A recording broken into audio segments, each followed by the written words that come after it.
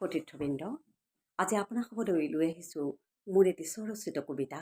পাহৰিবলৈ কিমান সহজ, পাহৰিবলৈ কিমান সহজ, পাহৰিবলৈ কিমান সহজ, চাওকচোন, পাহৰিবলৈ কিমান সহজ, চাওকচোন।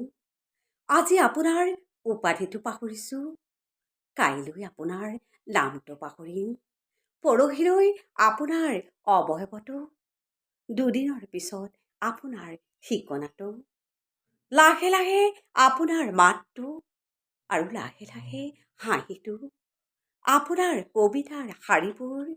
সময় গৈ থাকিলে পাহৰি পেলাম আপোনাৰ হাতৰ আপোন পৰশ, আপোনাৰ চকুৰ মিছা খং, আমাৰ বাবে কপা আপোনাৰ বুকুখন।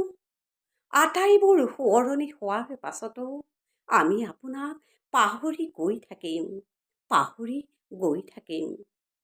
যিবোৰ কথাৰ কাৰণে আপোনাক আমি মনত পেলাইছিলোঁ তাহানি, যিবোৰ কথা আমি কেতিয়াও নাপাহৰো বুলি আপোনাৰ ওচৰত শপত খাইছিলোঁ বাৰে বাৰে আহি।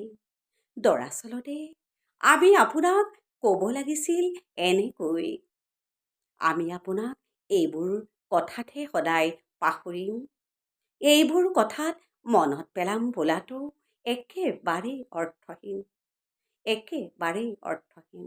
ধন্যবাদ।